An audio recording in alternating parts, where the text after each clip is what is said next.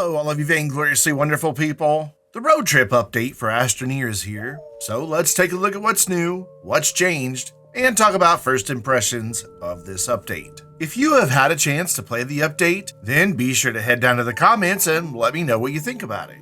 And if you haven't, just leave an emoji in the comments that sums up your general excitement level for a new Astroneer update. We've known for quite some time that this summer update would be fairly small, and that's fine. Not every update is going to be massive, especially when the team at Systemera is working on a truly large expansion coming later this year. If you have completed the G Decilo verification mission, which is the one in which Usagi, the sail from Decilo, is verified in the Xenobiology lab, then you will receive a new mission alert. That new mission is an alert signaling that there are new structures detected. Since this new structure spawned right in the middle of my main base, it wasn't difficult for me to locate it. But if you didn't happen to load into your save right next to it, then check out the mission log for more information. It's fairly straightforward. You simply need to locate the installed platform at Glacio's North Pole.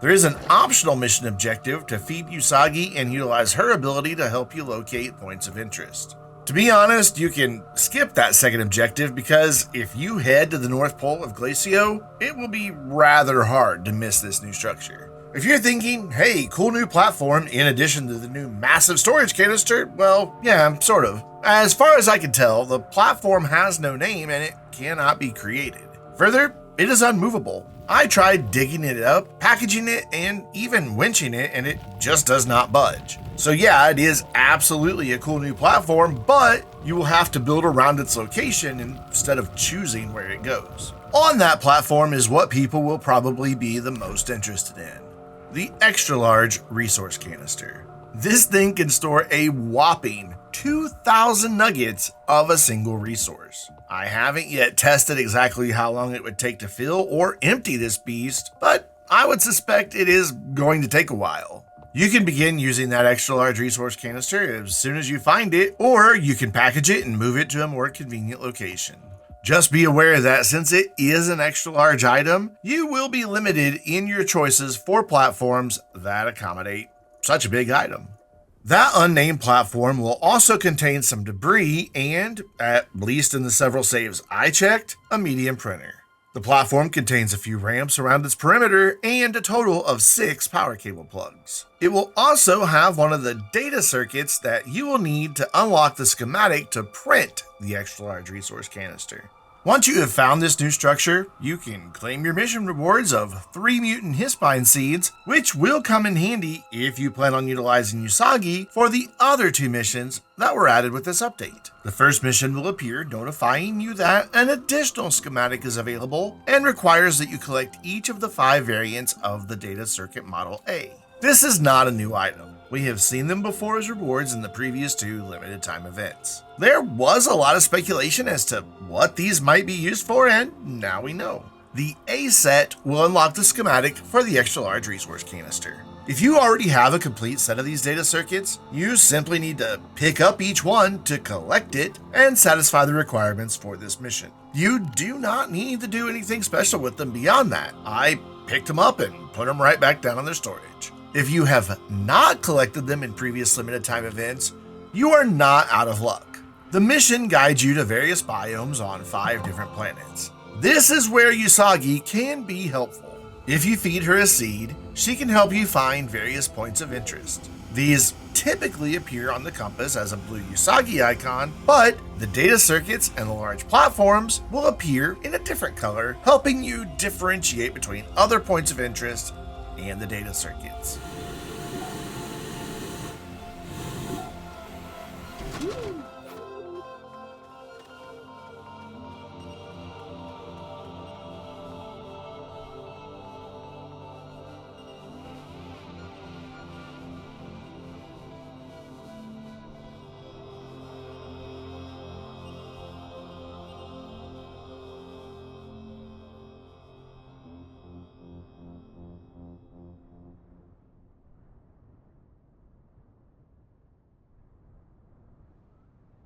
Once you have all 5 data circuits, you can complete the mission. This will reward you with an exo chip and the unlock for the schematic of the extra large resource canister. You can now print additional extra large resource canisters on the large printer from 1 diamond, 2 nanocarbon alloy, and an exo chip. There is one additional item you can unlock through a very similar mission, though this mission requires you to collect the B set of the data circuits. It's all basically the same. If you already have these data circuits, you simply need to pick up each one to collect them and satisfy the mission. If not, this mission will provide you info on the planets you need to visit and the biomes where you should focus your search. Once you have collected all 5, you can claim your mission rewards of unlocking the schematic for the new Large Rover Seat B and receive one of those seats for free. With the schematic now unlocked, you can create additional new seats on the medium printer from 2 plastic and 1 compound. At first glance, this new Rover seat may not seem all that different from the existing Large Rover seat. But if you attach it to a Rover, you'll see the difference. Sure, if you put it on top of the Rover, it might seem a bit, unconventional, but slap that seat on the front of your Rover, and you have something that a lot of players have requested for a long time. Some promo art for the game featured an image of a Rover with a seat attached to the front, but until now, it just wasn't possible. You could put a seat up front, but the results were less than ideal. So now, everyone who had hopes and dreams of a Rover seat at the front of your Rover, your wishes have come true. This update also brought about a bit of a nerf for the Tapper, because of course it did, and that means I have to make yet another Astroneer Academy video about the Tapper. The organic production rates have been slowed because reasons.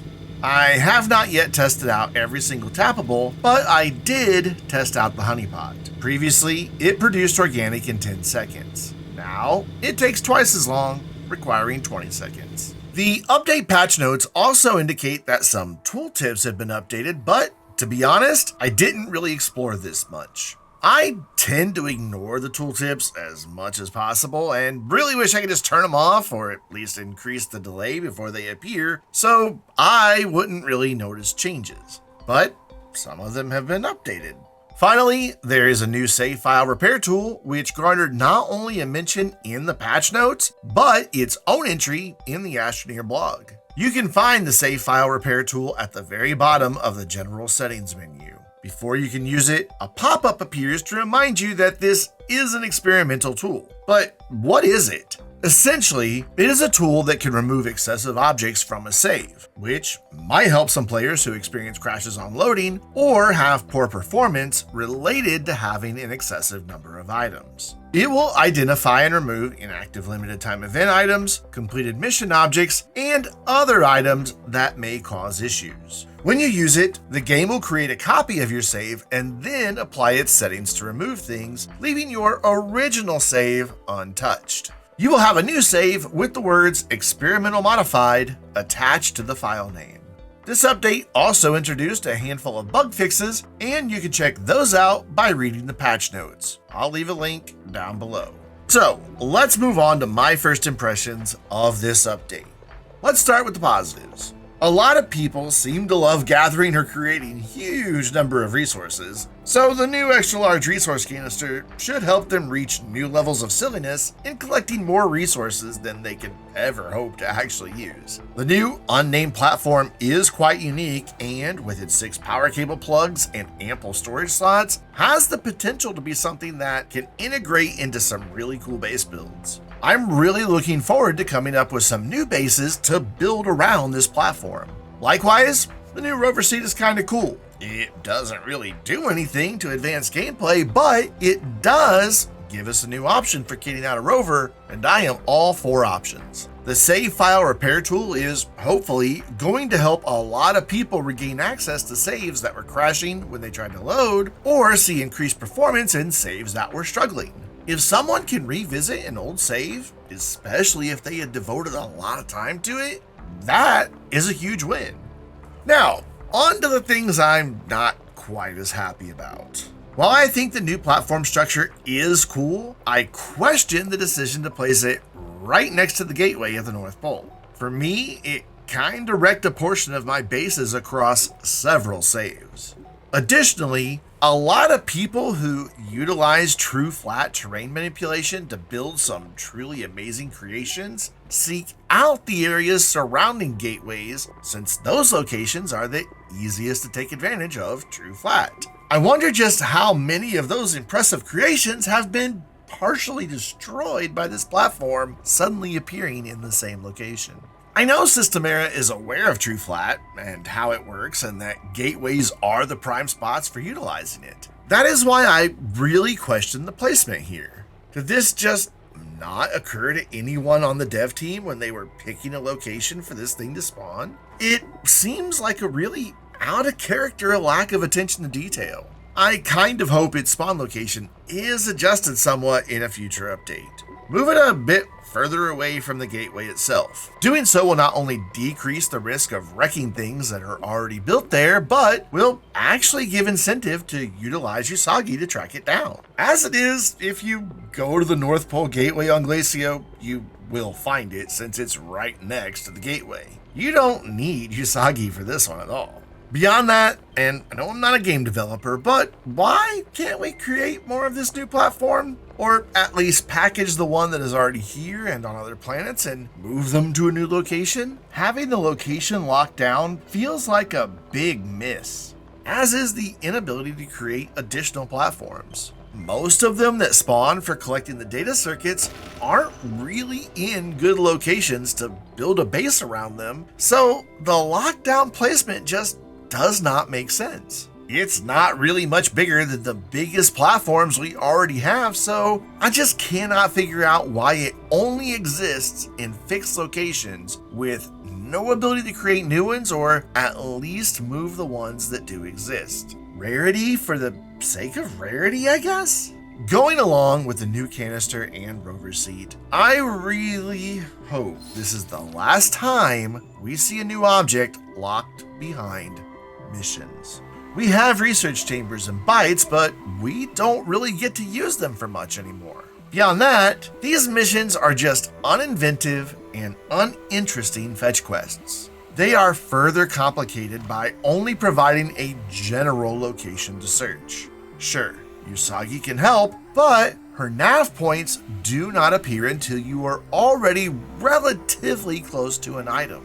In every instance I attempted, I could visually see the platform with the data circuits before it ever registered on the compass. At least with the hoverboard and VTOL fetch quests, we had a mission marker appear on the compass to guide us to the right location. With this, you will probably be spending a while looking through the various biomes to locate the data circuits if you did not already obtain them from an LTE. If these were something beyond bland fetch quests and offered some enjoyable gameplay, I don't think I'd mind as much. But Systemera, enough with the fetch quests and locking items behind them. We all know how to use a research chamber. Please, let that be good enough. Now, on to the Tapper and what I recognize is a bit of a controversial topic for Astroneer. Personally, I thought the organic production rates for the Tapper were just fine. Granted, I dislike the noise of a bunch of generators running, so I skipped all that for power. I mainly use tappers in automation production chains that require organic or carbon. But I know I've seen complaints that the Tapper was OP, made power too easy in the early to mid game, and obliterated the need for any other power production, which, okay, fine. If you found it OP, just don't use it? One of the best aspects of Astroneer has always been its ability to support numerous different strategies for completing a task. Power production is no different. Why complain and get it nerfed and disappoint those of us who thought it was just fine as it was? I don't know, score one for the whiners and tryhards, I suppose. The honeypot is still quick enough for my automation production, but I don't know. I grow weary of hearing people complain that something makes an aspect of a game too easy. How about those people shut up, don't use the thing they're labeling OP, and let the rest of us enjoy it? Frickin' tryhards, man. Anyway, I'd love to know what you think about the update. Jump down to the comments and let me know all about it. Are you going to collect 2,000 resources? Are you happy to see the new rover seat? Did your base get wrecked by a giant platform appearing in the middle of it? Let me know all about it.